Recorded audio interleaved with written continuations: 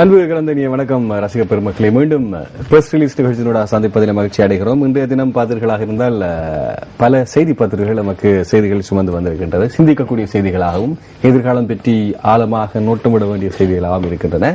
அந்த அடிப்படையில் அது பற்றி ஆராய்வதற்காக நாங்கள் செய்தியோடு தமது வாழ்க்கையை பயணிக்கக்கூடிய செய்தி அறையில் இருந்து வரக்கூடிய ரசூல் அவர்களை நாங்கள் அழைத்திருக்கின்றோம். வணக்கம் ரசூல். வணக்கம் கஜமுகான். இன்றைய தினம் செய்தி பத்திரிகைகளை பார்ப்போமா? அந்த அடிப்படையில் முதலிலே நாங்கள் தினக்குரல் பத்திரிகையை பார்க்க போகின்றோம். தினக்குரலினுடைய பிரதான தலைப்பு 13ஐ முழுமையாக அமுலாக்க இந்தியா தொடர்ந்து உதவும், யாழ்ப்பாணத்தில் குருஷித் உறுதியளிப்பு. இந்த செய்தி எமது ரசிகர்கள் நேர்கள் பார்த்தோன்னு நீங்க யோசிப்பீங்க பெரிய ஒரு மாற்றம் பெறும் என்று. தொடர்ந்து வரும் செய்திகளையும் பார்த்தோன்னு தான் இது பற்றிய சமநிலை செய்திகளை நீங்கள் அறிந்து கொள்ளக்கூடியதாக இருக்கும். இதை கொஞ்சம் நான் தெளிவுபடுத்தலாம் இருக்கிறேன். இந்த செய்தியோடு சேர்ந்து இந்திய அரசாங்கம் 13ஆம் திருத்த சட்டத்தை ஆதரிப்பதோடு அதன் கீழான அனைத்து அதிகாரங்களும் பகிரப்படவும், மாகாண சபை மூலம் வடக்கு தமிழர்கள் தங்கள் தேவைகளை பூர்த்தி செய்து கொள்வதற்கும் இந்தியா தொடர்ந்தும் ஆதரவு வழங்குவதோடு உதவிகளையும் வழங்கும் என இந்திய வெளிவிவகார அமைச்சர் சல்மான் குர்ஷித் தெரிவித்திருப்பதாக இந்த செய்தி பிரசுரமாக இருக்கிறது. போரினால் பாதிக்கப்பட்ட வர்த்தகர்கள் மற்றும் கடற்தொழிலாளர்களுக்கான கடன் உதவி ஆவணங்களை வழங்கும் நிகழ்வு நேற்று நடைபெற்ற போது இதில் கலந்து கொண்டு உரையாற்றுகையிலே இவ்வாறு இந்திய வெளிவிவகார அமைச்சர் தெரிவித்திருக்கின்றார். தொடர்ந்து உதவும் என்று இந்தியா 13ஐ அமல்படுத்துவதற்கு, அதுவும் காணி போலீஸ் அதிகாரங்கள் என்பதும் அழுத்தி கூறியிருக்கின்றார். அதிகார பகிர்வுக்கு தீர்வு காண பாராளுமன்றமே சிறந்த இடம், குர்ஷித்திடம் ஜனாதிபதி தெரிவிப்பு. இப்படி குர்ஷித் தெரிவித்திருக்கின்றார் ஜனாதிபதியை சந்தித்ததன் பின்னர். நேற்று காலை ஜனாதிபதி செயலகத்தில் சந்தித்திருக்கின்றார். அப்போது ஜனாதிபதி இவருக்கு கூறியிருக்கின்றார். இதன் பொழுது குர்ஷித் தெரிவித்திருக்கின்றார் 13வது அரசியலமைப்பு திருத்தத்தை நடைமுறைப்படுத்துவது சம்பந்தமாக. இப்பொழுதுதான் ஜனாதிபதி கூறியிருக்கின்றார் இதற்கான சிறந்த மேடை பாராளுமன்றம். PSC பாராளுமன்ற தெரிவுக்குழுவுக்கும் போகணும். ஆமாம், அந்த பாராளுமன்ற பிரதிநிதிகளை கொண்டு நியமிக்கப்பட்டுள்ள ஒரு தெரிவுக்குழு. அதன் மூலம் அதில் தமிழ் தேசிய கூட்டமைப்பை பங்கு கொள்ள செய்வதன் நோக்கத்தில் தான் ஜனாதிபதி இந்த கருத்தினை கூறியிருக்கிறார். இப்போது பாராளுமன்றத்துக்கு நீங்கள் பொதுவாக சென்றிருக்கின்ற 3/2 மேற்பட்ட பெரும்பான்மை பாராளுமன்றத்தில் குறிப்பாக பேரினவாத சக்திகளுக்கு இருக்கு.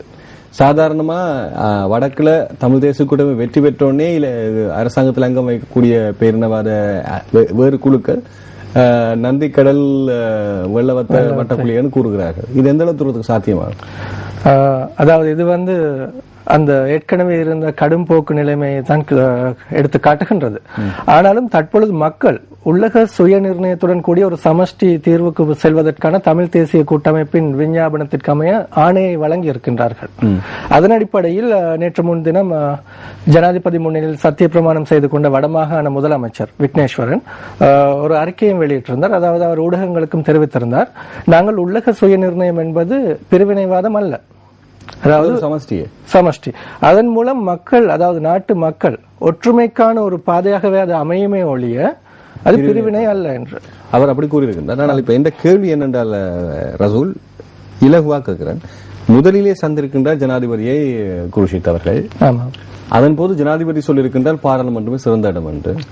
அதன் பின்னர் தான் யாழ்ப்பாணத்திலே முதலமைச்சர் விக்னேஸ்வரனை சந்தித்திருக்கின்றார். அப்போதுதான் பின்னர் கூறியிருக்கின்றார் 13வது திருத்தத்தை அமுல்படுத்துவதற்கு இந்தியா தனது பூரண ஒத்துழைப்பையும் அழுத்தத்தையும் வழங்கும். ஆமாம், அதாவது இது அப்படி என்ன, இது ஜனாதிபதி கூறிய கருத்தை அவர் என்ன சொல்ற முரண்படுற மாதிரியான ஒரு விஷயம். முரண்பாடு என்று சொல்வதை விட ஏற்கனவே இந்திய இலங்கை ஒப்பந்தத்தின் பிரகாரம் உருவாக்கப்பட்டதுதான் 13வது அரசியலமைப்பு திருத்தம். இதில் காணி போலீஸ் அதிகாரங்கள் மாகாண சபைக்கு கீழ் கொண்டு வரப்பட வேண்டும் என்ற விதிமுறைகள் அடங்கி இருக்கின்றன. அதில் திருத்தம் மேற்கொள்வதற்காகத்தான் அரசாங்கம் தெரிவுக்குழுவை நியமித்திருக்கின்றது. அதற்கான 16 சுற்று பேச்சுவார்த்தைகள் நான் நினைக்கின்றேன் தமிழ் தேசிய கூட்டமைப்புடன் அரசாங்கம் நடத்தி வந்தது 2010ஆம் ஆண்டு முதல் 10-11ஆம் ஆண்டு முதல்.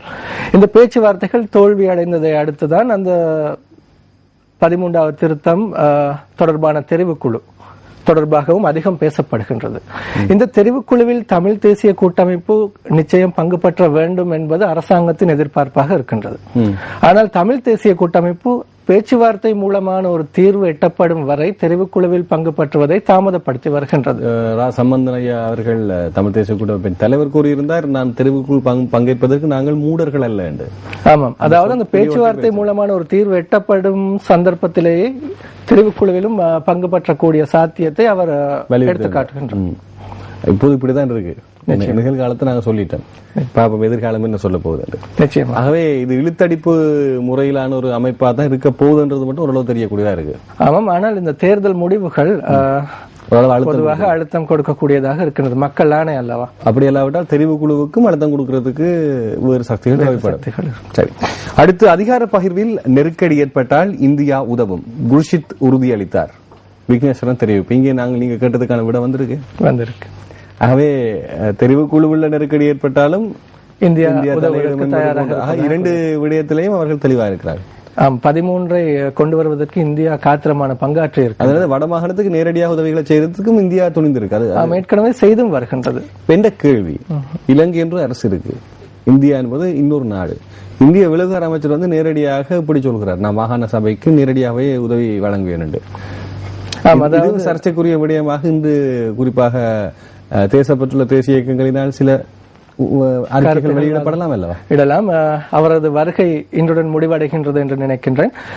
இதன் பிறகு இன்றைய தினத்திலிருந்து அறிக்கைகளை நாம் எதிர்பார்க்கலாம். சென்ற பிறகு அறிக்கை வரும் நிச்சயமாக. அது உங்களோட மறைமுக கருத்து. சரி, அடுத்து பேச்சுக்கான வரையறைகளை முன்வைத்திருக்க வேண்டும் முதலமைச்சர் விக்னேஸ்வரன் கூறியிருக்கின்றார். இது என்னவென்றால் 13வது திருத்தத்தை அமுல்படுத்துவது தொடர்பான தீர்மானம் பாராளுமன்ற தெரிவுக்குழுவை எடுக்க வேண்டும் என்று அரசாங்கமும் ஜனாதிபதி மஹிந்த ராஜபக்சவும் தெரிவித்திருக்கும் நிலையில் பேச்சுவார்த்தையை வரையறைப்படுத்தும் விடயங்கள் முன்வைக்கப்பட்டிருக்க வேண்டிய தேவை உள்ளது. வரையறைப்படுத்தும் விடயங்கள் முன்வைக்கப்பட்டிருக்க வேண்டிய தேவை உள்ளது என்று வடமாகாணத்தின் புதிய முதலமைச்சர் சி வி விக்னேஸ்வரன் தெரிவித்திருக்கிறார் என்று செய்திருக்கிறார். அப்படின்னா ஏற்கனவே இது என்ன, எதை நாங்கள் வரையறுக்க போகின்றோம் என்ற விஷயத்தை தெரிவித்திருக்கணும். நிச்சயமாக அப்படி ஒன்று இல்லைன்றது தான் மறைமுகமா சொல்லியிருக்கு. ஆமா, அதாவது பேச்சுவார்த்தைக்கான நிபந்தனைகளாகவும் இருக்கலாம்.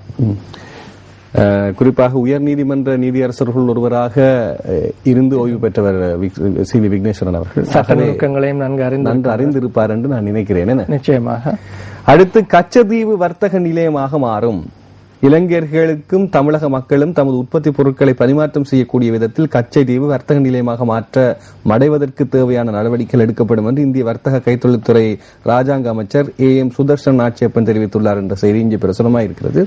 இந்த கச்சத்தீவை சுற்றியுள்ள இந்த நீர்ப்பரப்புலதான் கூடுதலாகவே இலங்கை மீனவர்கள் இந்திய கடற்படையினர் கைது செய்யப்படுவதும், இலங்கை கடற்படைகள் டோரர் படகுகள், அந்த படகுகள் உலகத்தில் இருக்கிற அனைத்து படகுகளுடைய சர்ச்சைகளும் வந்து ஒன்று. ஆனால் ஒரு விடயம் குறிப்பிட்டாக வேண்டும் கஜமுகன், கச்சத்தீவு தொடர்பில் அண்மையில் இந்திய அரசாங்கம் உச்ச நீதிமன்றத்திற்கு அறிவித்திருந்தது. கச்சத்தீவு விவகாரம் ஏற்கனவே முடிக்கப்பட்ட ஒரு விடயம் என்று, அதாவது அது இலங்கைக்கு சொந்தமானது என்று ஏற்கனவே அறிவித்திருந்தது. ஆனால் தொடர்ந்தும் தமிழக அரசியல்வாதிகள், தமிழக பிரபல அரசியல்வாதிகள் குறிப்பிட்டு வருகின்றார்கள் கச்சத்தீவு தமிழக, அதாவது இந்தியாவுக்கு சேர்ந்த ஒரு நிலப்பரப்பு என்று. இப்போது அது வந்து வர்த்தக மையமாக இந்திய மத்திய அமைச்சர் சொல்லியிருக்கிறார். அது எப்படி? அது அதாவது சுதர்சன நாச்சியப்பன் அமைச்சர் அவரது நிலைப்பாடும் அது இந்தியாவினுடையதாக இருக்கலாம் என்ற ஒரு கண்ணோட்டத்தில் அவர் அந்த விடயத்தை கூறியிருக்கிறார். பார்ப்போம். நமது மீனவர்களுக்கு எந்த விதமான அழுத்தமும் இல்லாமல் இருந்தால் அதே சிறப்பு என்று அவர்கள் தமது வாழ்வாதாரத்தை தமது தொழிலையே தான் நம்பி இருக்கின்றார்கள். பாவம். என்னால் இந்திய மீனவர்களை பற்றி பேசுவதற்கு உலகமே தயாராக இருக்கு. நம் மீனவர்களை பற்றி பேசுவதற்கு யாரும் இல்லை. குறைந்தபட்சம் சக்தி பிரஸ் ரிலீஸ்லயாவது நாங்கள் பேசுவோம். நேற்றைய தினம் சல்மான் குர்ஷித் அவர்கள் இந்திய வெளிவிவகார அமைச்சர் வலியுறுத்தி கூறியிருந்தார், இலங்கை இந்திய மீனவர்களிடையே ஒரு பேச்சுவார்த்தைக்கான ஏற்பாட்டையும் மேற்கொள்வதற்கு முன்வர வேண்டும் என்று. பெரிய ஒரு நான் நினைக்கிறேன் அதுக்கான ஒரு அமைவிடம் ஒன்று உருவாக்கணும். ஒரு மாநிலத்தில் ஒரு 20% இடமே உருவாக்கணும் என்றால் இந்திய இலங்கை மீனவர்கள் தான் மீனவர்களுடைய எண்ணிக்கை அதிகமாக இருக்கின்றது. அடுத்து நாங்கள் பார்ப்போம். கடவுளின் துணிக்கையை கண்டுபிடித்தோருக்கு 2013 பௌதிகவியலுக்கான நோபல் பரிசு என்கின்ற செய்தி பிரசுரமாக இருக்கிறது. பௌதிகவியலுக்கான, அதாவது இயற்பியலுக்கான இந்த வருட நோபல் பரிசு பிரிட்டிஷ் விஞ்ஞானிகள் இருவர் பகிர்ந்து கொள்கின்றனர். அணுக்கூறு பௌதிகத்திற்கான அவர்களின் சிறப்பான பணிக்காக இந்த பரிசு கிடைத்திருக்கிறது. சிறு துகள்கள் எவ்வாறு பெரும் துணிக்கைகளாக பொருளாகவும் உருவாகின்றன என்பது பற்றிய புரிந்துணர்வை ஏற்படுத்தும் பொறிமுறையை 1964 பீட்டர் ஹிக்ஸ் மற்றும் பிராங்கோயிஸ் இங்லெட் ஆகியோர் சமர்ப்பித்திருந்தனர். நவீன அணுக்கூறு பௌதிகத்திற்கு முக்கியமான பங்களிப்பு அவர்களின் கண்டுபிடிப்பு காண்பித்திருக்கிறது சொல்லப்படுகின்றது. இதுதான் உலகின் யதார்த்தம். என்ன, அதாவது காட்டில் இருக்கக்கூடிய சிறு துணிக்கைகளுடைய இணக்கப்பாடுதான் உலகத்தினுடைய எமது பார்வைக்கு இருக்கும் பொருளாகவும் இருக்கின்றன. நாமாகவும் இருக்கலாம், எம்மை முன்னிலைப்படுத்தியிருக்கும் கேமராவும் நீங்கள் பார்த்துக் கொண்டிருக்கும் தொலைக்காட்சியும் இந்த அணுக்குழுக்குள் இருக்கலாம் என்ற இந்த விஷயம் நாங்க நோபல் பரிசோடு படிக்கக்கூடியதா இருக்கு. அடியோடு வெட்டப்பட்ட ஆணுறுப்பை பொறுத்து இலங்கை டாக்டர்கள் சாதனை என்கின்ற செய்தி பிரசுரமாக இருக்கிறது. 12 மணி நேர சத்திர சிகிச்சையின் பின் இது நடைபெற்றிருக்கிறது. 27 வயதான குழந்தை ஒன்றினுடைய தாய் புத்தளம் பகுதியைச் சேர்ந்தவருக்கு தான் குறிப்பாக கல் உடைக்கும் தொழிற்சாலையில் பணியாற்றக்கூடியவருக்கு ஏற்பட்ட பாதிப்பு தான் பொறுத்திருக்கிறார்கள். விந்து உருவாக்கும் அந்த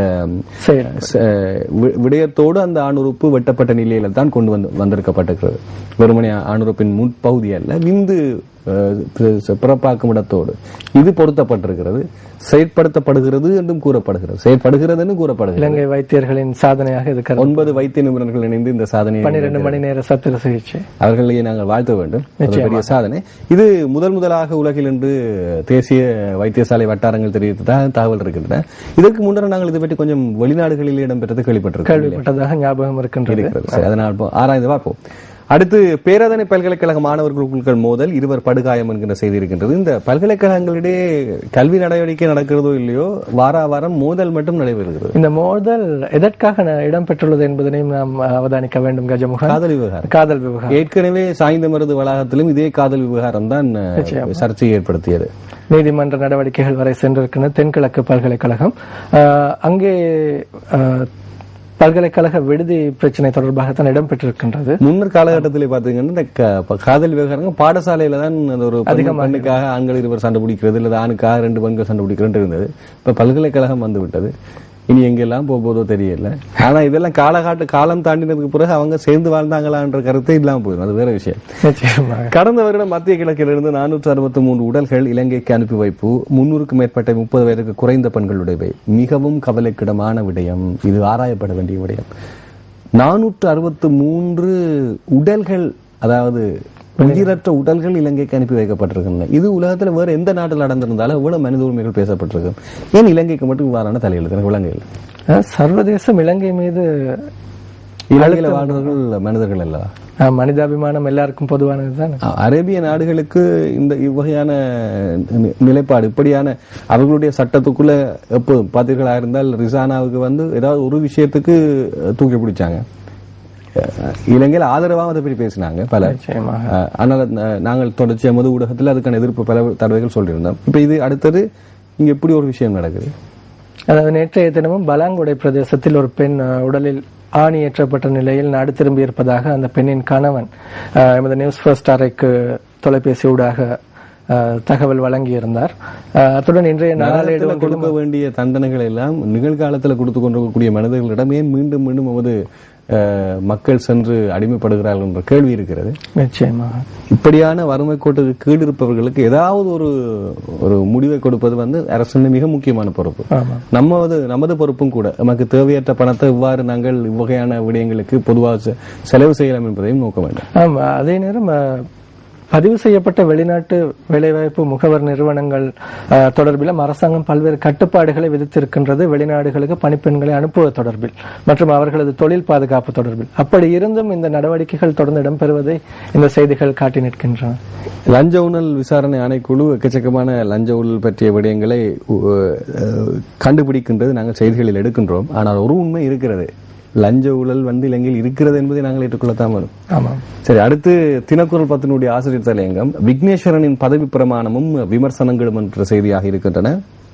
இது இந்த பார்வை பார்க்கும் போது விளங்கும். கார்ட்டூன் யாழ்ப்பாணம் அமைச்சர் டாக்டர் தேவானந்த பார்த்துக் கொண்டிருக்கிறார்.